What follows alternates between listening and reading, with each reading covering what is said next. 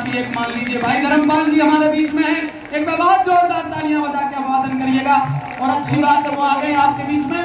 ये जो चुनाव हुआ है, भाई धर्मपाल तो एक किसान का बेटा है और आपने श्रीमान लड़ाया उनके सामने। धर्मपाल जी हमारे बीच पधार चुके हैं, आपका भी हार्दिक अभिनंदन। केटी बाबर साहब भी हमारे बीच पधार चुके हैं, आपका भी हार्दिक अभिनंदन और स्वागत। वो कमी आप सभी ने यहाँ पधार करके पूरी की, आपका बहुत बहुत हार्दिक अभिनंदन। प्रहलाद जैसा विश्वास चाहिए, प्रहलाद जैसा विश्वास चाहिए, सबरी जैसी आस चाहिए, मीरा जैसा इंतजार चाहिए, द्रौपदी जैसी पुकार चाहिए। करना हो अपने अतिथियों का स्वागत पहनाकर वह माला पहनाकर किया जा रहा है। जोरदार तालियों से आपका भी स्वागत अभिनंदन। श्री गोवर्धन जी वर्मा, जोरदार तालियां बजती रहे। हमारे अतिथियों का किया जा रहा है। जहमत उठाकर आप जो तशरीफ लाए हैं, फूलों की बिसात क्या हम पलके बिछाए हैं। अब श्री कुलदीप जी धनखड़ विधायक विराटनगर, आपका भी जोरदार तालियां बजती रहे। हमारे इन लोकप्रिय विधायकों के लिए इनका स्वागत सत्कार तालियों की गड़गड़ाहट के साथ होता रहे।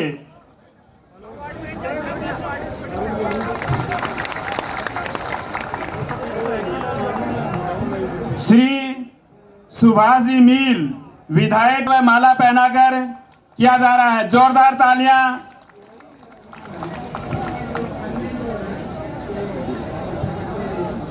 श्रीमान केडी बाबर पूर्व विधायक व संगठन प्रभारी झुंझुनू,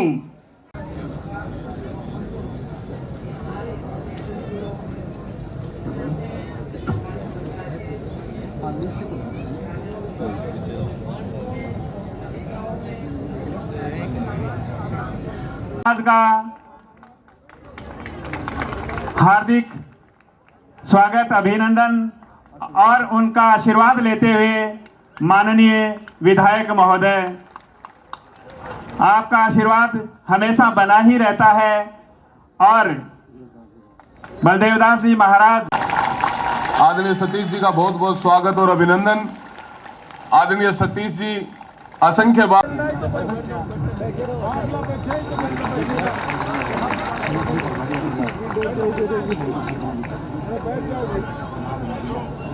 जोरदार तालियां बजती रहे। आपका योगदान बड़ा अतुलनीय योगदान। और जोरदार तालियों से स्वागत अभिनंदन।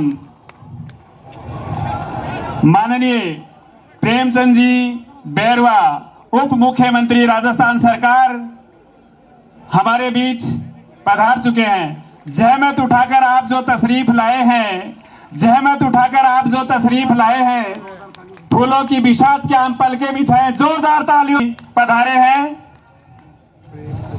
और हमारे बीच मुकेश जी दादीच, उपाध्यक्ष भाजपा बैरवा का स्वागत सत्कार माननीय विधायक श्री धर्मपाल जी के द्वारा किया जा रहा है। माननीय उप मुख्यमंत्री श्री प्रेमचंद जी बैरवा द्वारा किया जा रहा है।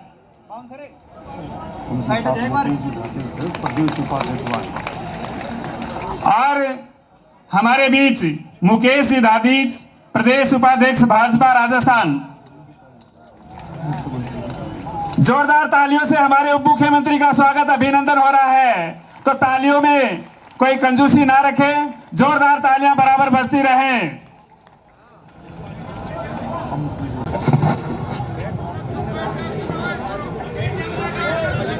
सर्वे अमर शहीद राम कुंवर जी गुर्जर की 56 साल पहले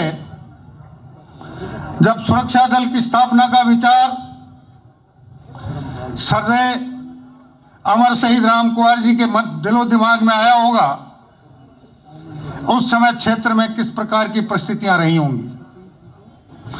लगभग 35 साल पहले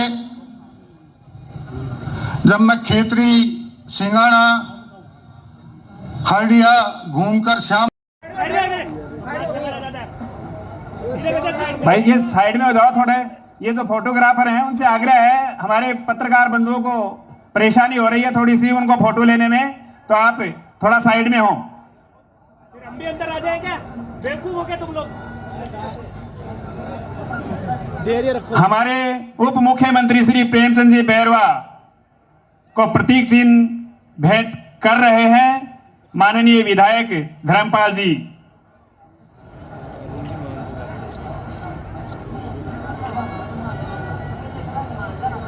सतीश जी प्रतीक चिन्ह भेंट कर रहे हैं माननीय विधायक महोदय।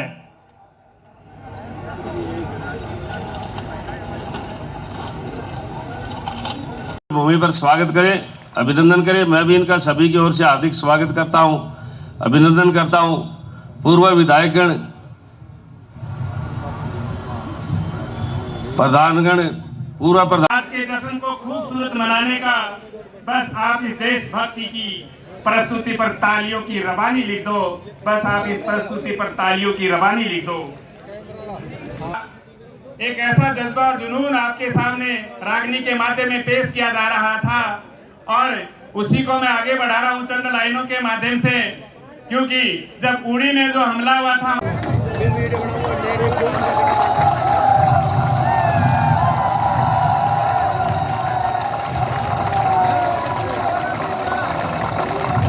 सर्वप्रथम उपस्थित यहाँ पर जो देवतुल्य बुजुर्ग बैठे हैं उनके श्री चरणों में प्रणाम करता हूँ।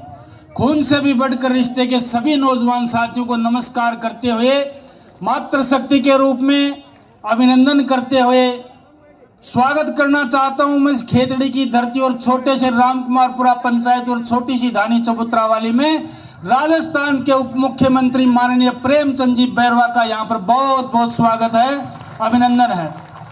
स्वागत करना चाहता हूँ मैं हमेशा परिवार में बड़े भाई की तरह अपने सर पे हाथ रखने वाले और स्नेह रखने वाले, और जब जब भी हम टूटते थे बिखरते थे और हमें दोबारा संभाल लेने वाले मेरे बड़े भाई सतीश जी पूनिया का बहुत बहुत अभिनंदन, दिल से अभिनंदन करना चाहता हूं। स्वागत करना चाहता हूं हमारे संत शिरोमणि बलदेव दास जी का और सवाई भोज के मैन सुरेश दास जी का और हमारे क्षेत्रीय संत बाबा जसनाथ जी का और अन्य संत जो यहाँ पर उपस्थित है। मैं खेतड़ी की जनता की तरफ से उनका बहुत बहुत स्वागत करना चाहता हूँ।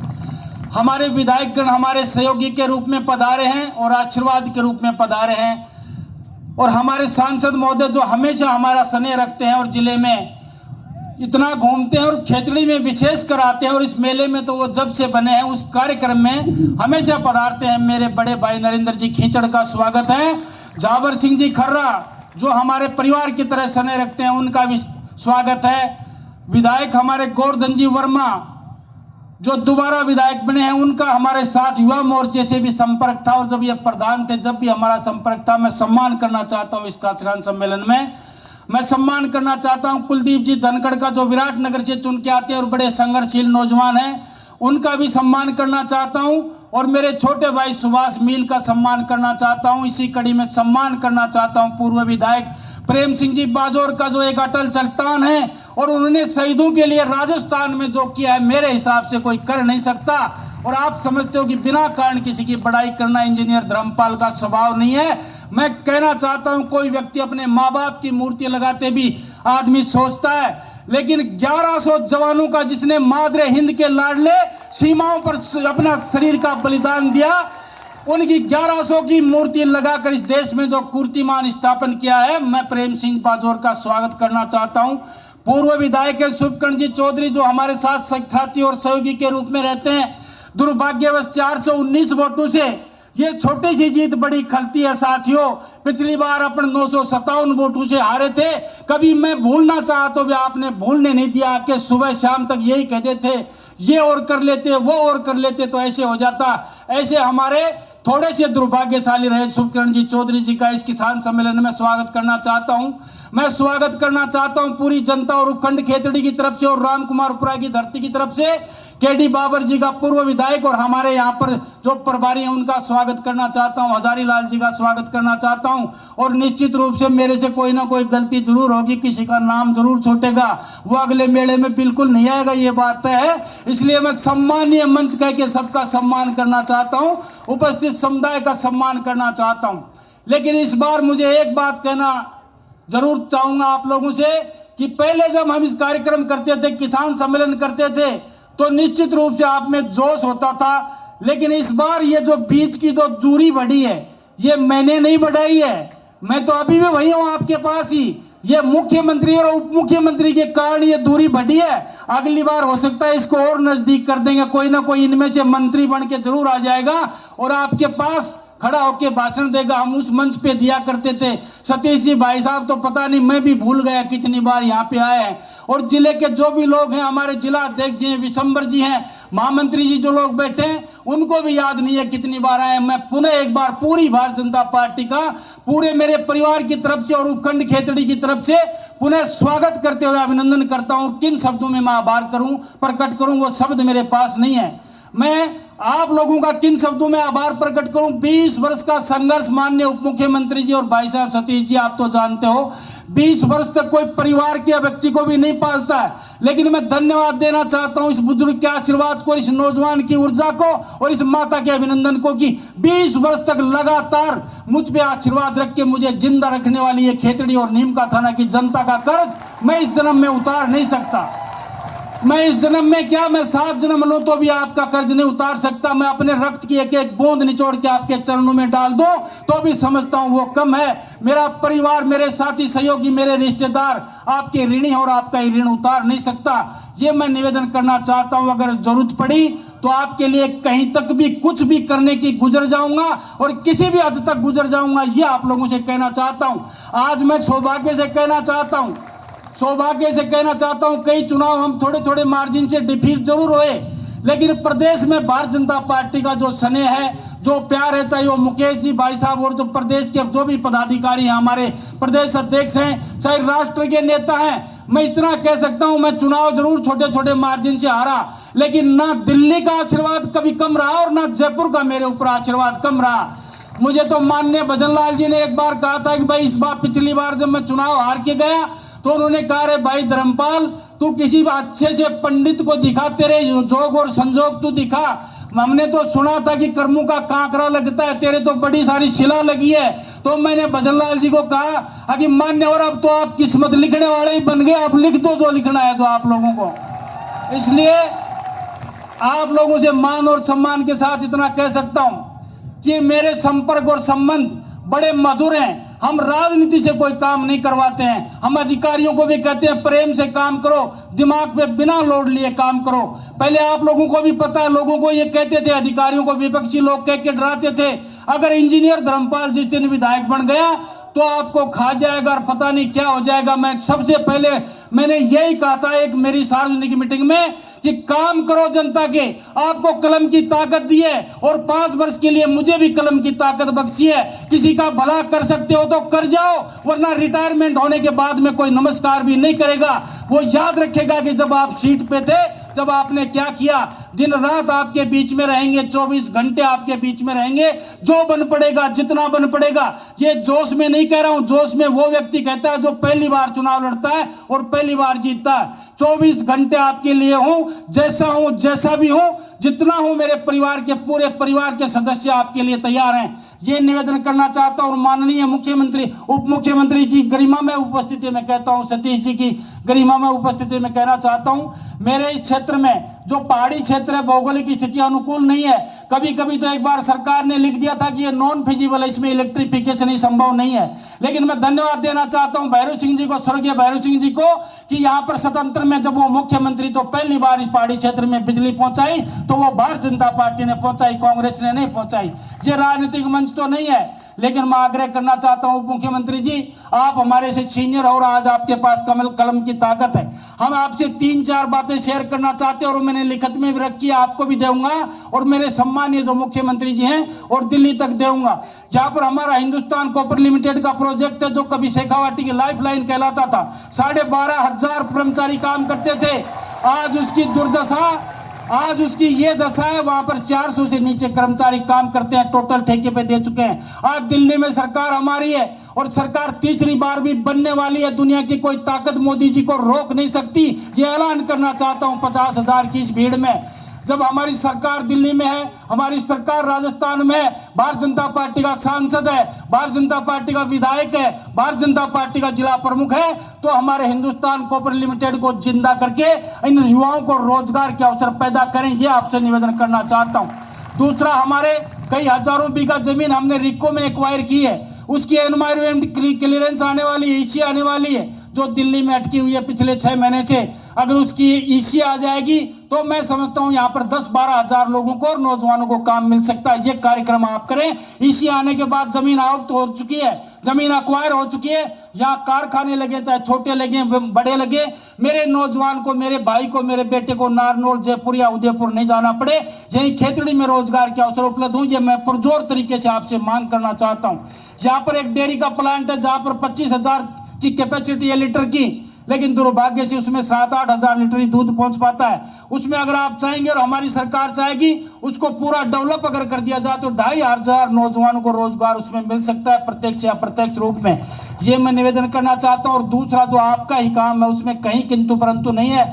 हमारा ये पहाड़ी क्षेत्र जिसमें बांसियाड़ खेतड़ी के नाम से एक रिजर्व कंजर्वेशन बनाया गया है, उसमें माननीय श्रीमती हमारी वसुंधरा राजे जी की तरफ से बजट दिया गया था। उसमें अगर और बजट मिल जाए तो सरिस्का और रणथंभौर की तरह हमारे हजारों हेक्टेयर का जो एरिया है उसमें पर्यटक की आवक हो जाए, हमारी सफारी चल जाए और नौजवानों को प्रत्यक्ष और अप्रत्यक्ष रूप से 5,000 लोगों को रोजगार मिल सकता है। ये मैं लिखित में आप लोगों को देना चाहता हूँ।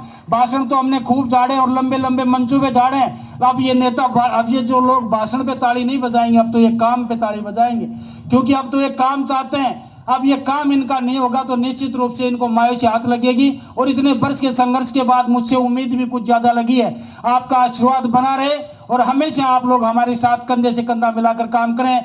पुनः एक बार मेरे पिताजी स्वर्गीय राम कुमार जी की पुण्यतिथि पर आप इतनी संख्या में आए हो, मेरे अनुमान से बाहर है। प्रशासन ने भी ये कहा था कि हम तो अब संभाल नहीं सकते, आप ही संभालो। मैं जब नीम का थाना गया था मूर्ति पे माल्यार्पण करने के लिए, तो यहाँ के सीओ ने कहा साहब हमारे बस की बात नहीं है, हमसे भीड़ काबू नहीं हो सकती, जितनी भीड़ यहाँ पर है उतनी रोडों पे घूम रही है। मैं पुनः कहता हूँ ये आशीर्वाद बनाए रखना, चाहे कभी भी मौका देना या न देना, लेकिन स्वर्गीय राम कुमार जी की पुण्यतिथि पर जरूर पधारना। ये मैं आप लोगों से आशीर्वाद की मांग करता हूँ।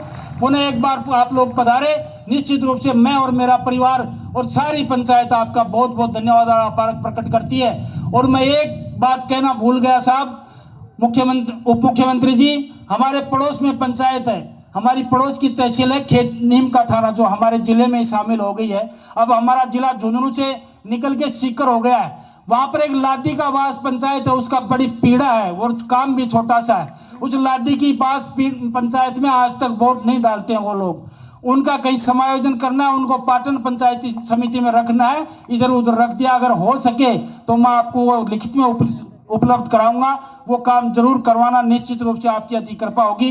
पुनः मुझे इस वक्त पर यही निवेदन करना था, मेरे कम कहे हुए कथन को ज्यादा समझना। इन्हीं शब्दों के साथ अपना कथन समाप्त करते हुए अपनी वाणी को विराम देता हूं। सबको राम राम, बहुत बहुत धन्यवाद। बहुत बहुत धन्यवाद इंजीनियर धर्मपाल जी।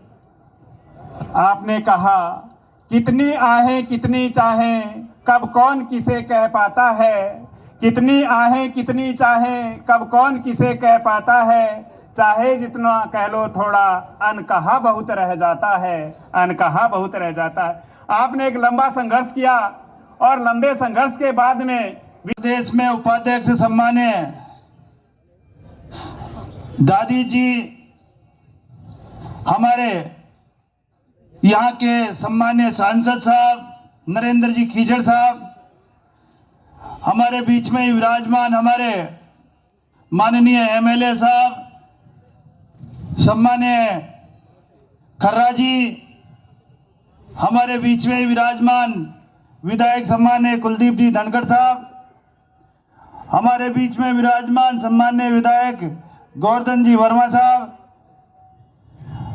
हमारे बीच में विराजमान सम्मान्य विधायक सुभाष जी, पूर्व विधायक सम्मान्य प्रेम सिंह जी बाजोर साहब, पूर्व विधायक सम्मान्य शुभकरण जी चौधरी साहब, सम्मान्य विधायक पूर्व विधायक पूनिया जी, और जिनके माध्यम से आप सभी यहाँ पर उनके प्यार और प्रेम के वशीभूत होकर हमेशा हमेशा इनके साथ रहने वाले ऐसे माननीय विधायक सम्मान्य इंजीनियर धर्मपाल जी, यहाँ के जिलाध्यक्ष जी, और मंच पर विराजमान सभी सम्मानित गण, सामने विराजमान मेरे पिता तुल्य बुजुर्ग, मेरे युवा दोस्तों और मातृशक्ति को चरणों में प्रणाम करता हूं। आज जिस तरह की मैंने सुना कि इस किसान सम्मेलन जो उनकी पुण्यतिथि पर राम कुमार जी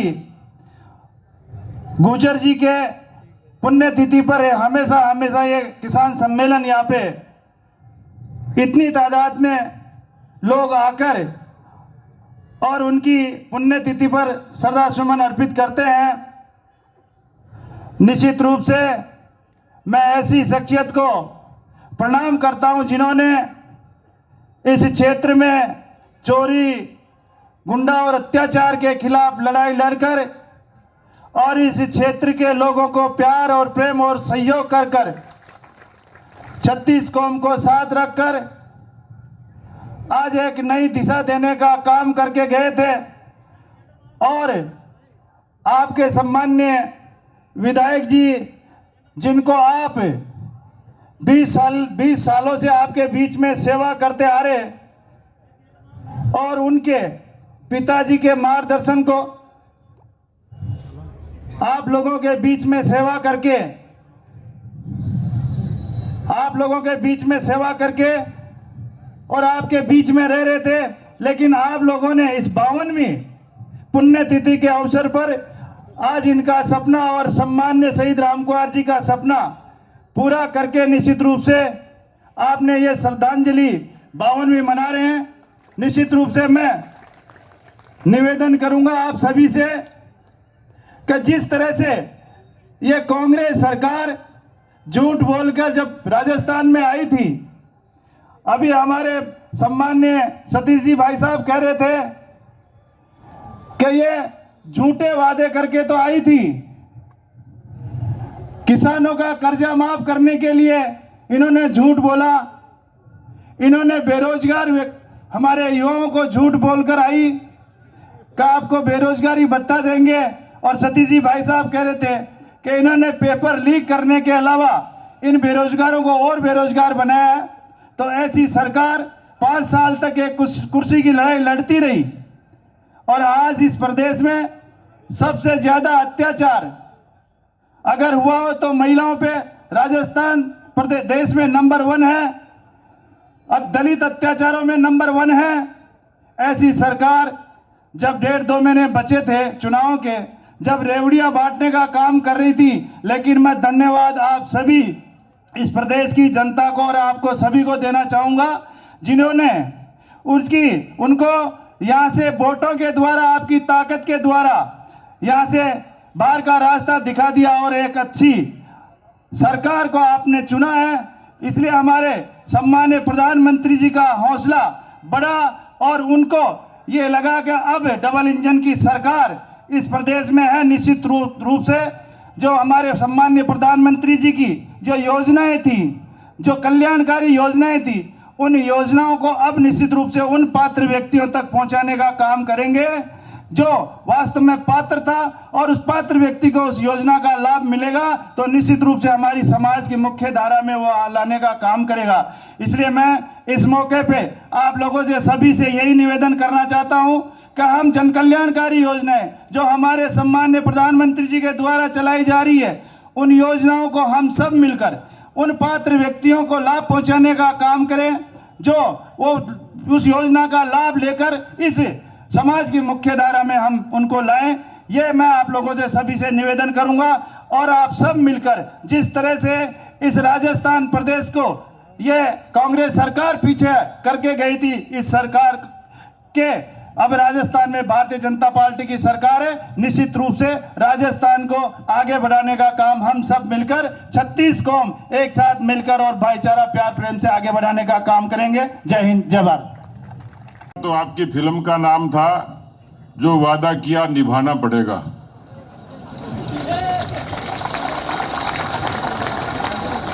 मेरे सामने बड़ी दुविधा थी। आज मैं 2 काम के लिए आया हूं। स्वर्गीय राम कुमार गुर्जर जी को श्रद्धांजलि देता हूं और आपको भी धन्यवाद देने के लिए आया हूं। आपने छोटे भाई धर्मपाल का कुंवारपना उतार दिया।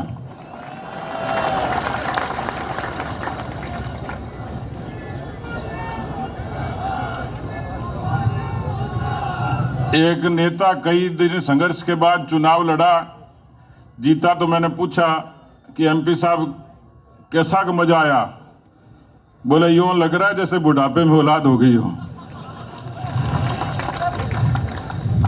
तो देखिए, संघर्ष धर्मपाल जी का बहुत बड़ा था। 4 बार हो गए क्या या 5 बार? पर देखो, अब आपको 5 बार ही जिताना पड़ेगा।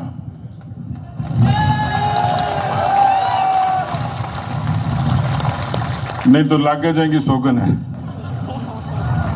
क्योंकि विद्या की सौगन तो धार लागे को नहीं।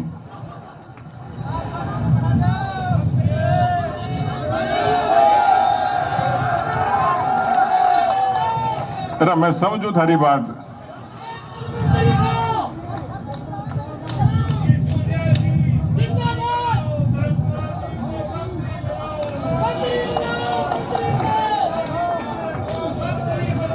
अरे कुछ न कुछ तो बनाएंगे ही।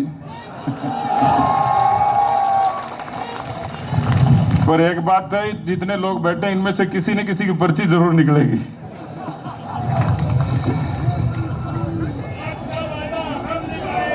मैं इतना निवेदन करना चाह रहा हूं कि आप सब लोगों ने,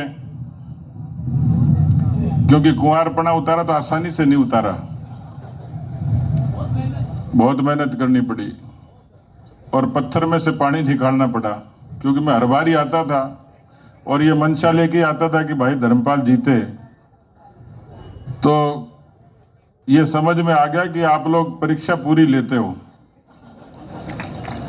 तो आदमी का कलेजे को दाद देनी चाहिए। तो एक बार धर्मपाल की जोरदार ताली बजाओ।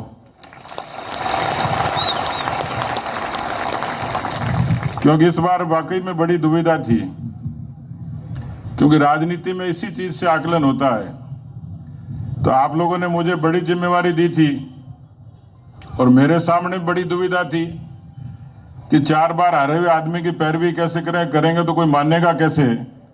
लेकिन मैंने उस दिन जब परिवर्तन संकल्प यात्रा आई थी, उस दिन मैंने पार्टी के नेताओं को कहा था कि मैं राजस्थान के 200 विधानसभा क्षेत्रों में गया हूं और जहां जनता टिकट मांग रही है वो क्षेत्र तो सिर्फ खेतड़ी है, जहां 50,000 लोगों ने धर्मपाल के लिए गुजारिश करी। मैं निवेदन करना चाह रहा हूं कि जीत आनंद तो देती है, लेकिन जीत चुनौती भी होती है। अभी सरकार बनी है, इच्छाएं भी बहुत हैं, काम भी खूब करना है, सरकार भी काम करना चाह रही है, लेकिन पीछे थोड़ा मुड़ के देखना पड़ेगा।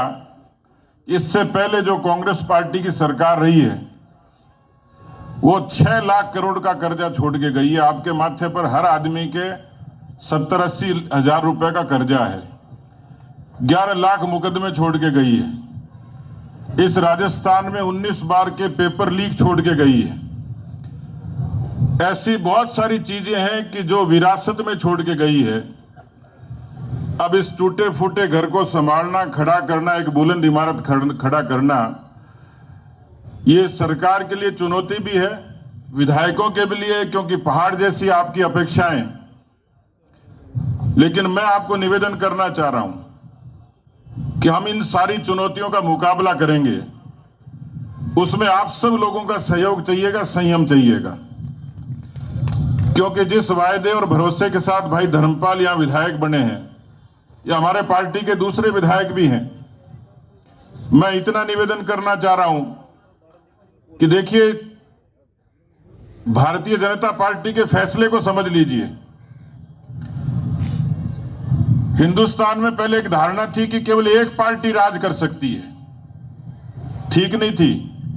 लोगों को यह पढ़ा दिया कि कांग्रेस पार्टी के अलावा देश पर कोई राज नहीं कर सकता, और कांग्रेस पार्टी में भी यह धारणा थी कि एक खानदानी राज कर सकता है।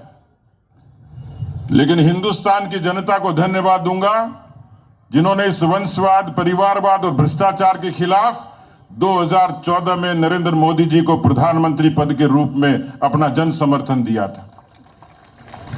देखिए, कोई व्यवस्था और परिपाटी बदलने में समय लगता है, नहीं तो मुख्यमंत्री की कुर्सी खानदानों के लिए मोहताज होती थी।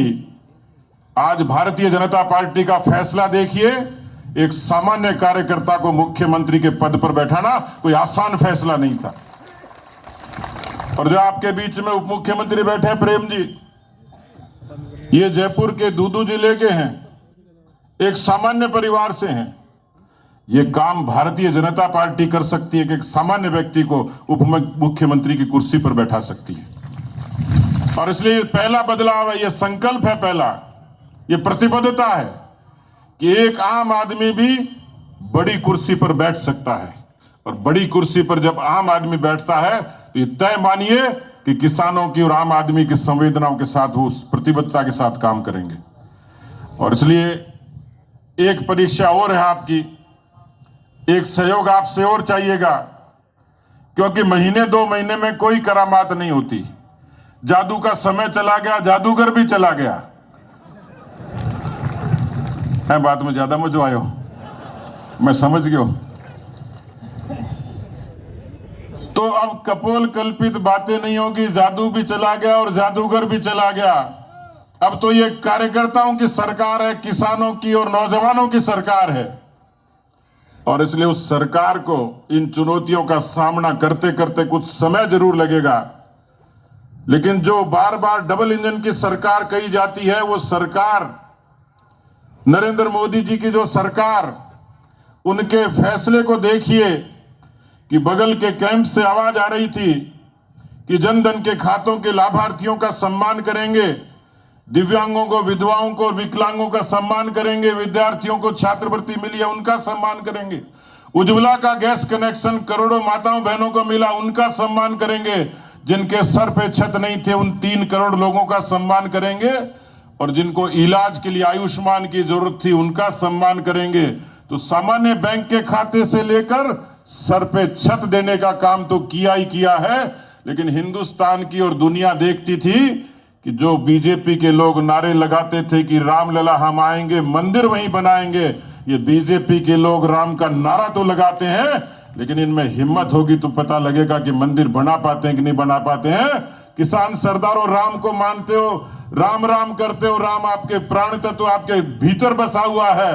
लेकिन 22 जनवरी 2024 का दिन हिंदुस्तान नहीं, करोड़ों देशवासियों के लिए जो बाहर भी बसते हैं, दुनिया के उन तमाम कोटि कोटि हिंदुओं के लिए वो दिन दिवाली का दिन होगा, जब 22 जनवरी को रामलला अयोध्या की पवित्र पावन भूमि पर विराजेंगे।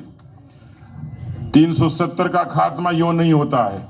और इसलिए मुझे आज खुशी है कि प्रेमचंद बैरवा जी की सरकार ने कुर्सी पर बैठते ही, धर्मपाल जी के विधायक बनते ही, जो छोटे किसानों को 6,000 रुपए प्रधानमंत्री किसान सम्मान निधि मिलती थी, अब वो अब से 12,000 रुपए आपके खाते में सीधे सीधे आएंगे और आपको ताकत मिलेगी छोटे किसान को। 450 रुपए का गैस का सिलेंडर और इससे जुड़ी हुई तमाम बातें। इतना निवेदन आप लोगों के बीच में करने आया हूं। आपके परिवार के बच्चों ने परीक्षा दी होगी, उन बच्चों ने बड़ी उम्मीद के साथ परीक्षा केंद्रों पर गए होंगे तो जादूगर की सरकार में पता लगा पेपर लीक हो गया। मैंने सदन में कहा, अशोक जी, ये पेपर लीक तभी होता है जब सरकार वीक होती है, लेकिन वो जो पेपर लीक करने वाले लोग हैं, मुख्यमंत्री जी ने साफ कहा है किसी को नहीं बख्शा जाएगा। उसकी एसआईटी बन गई और पेपर लीक के जो दोषी हैं एक एक दोषियों को दंड दिया जाएगा। ये प्रतिबद्धता सरकार ने दिखाई है और इसलिए मैं निवेदन करना चाह रहा हूं कि आप सब लोगों का आशीर्वाद 2024 में भारतीय जनता पार्टी को, नरेंद्र मोदी जी को मिलना चाहिए। एक बार, तीसरी बार ऐसा मजबूत प्रधानमंत्री भारत की कुर्सी पर विराजे और भारत एक बार मजबूती के साथ दुनिया के सामने स्वाभिमान से खड़ा हो। इतनी बातों का निवेदन आपके बीच में करने आया था। बहुत बहुत धन्यवाद।